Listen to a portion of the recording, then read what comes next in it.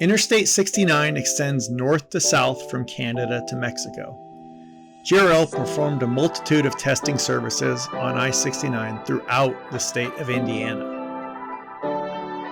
These included dynamic testing to assess hammer performance and pile capacity, a full range of integrity testing methods for drilled foundations, as well as static load testing. Dynamic testing was performed to monitor hammer performance, calculate pile stresses, evaluate pile integrity, as well as pile capacity. The data was further refined for capacity analysis using the CAPWAP program in order to differentiate between shaft resistance and end bearing capacity.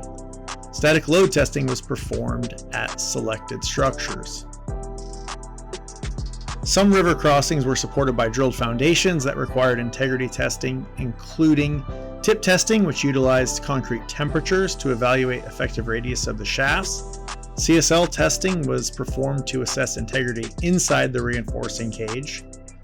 And low strain integrity testing was used to identify major anomalies and near surface concrete issues.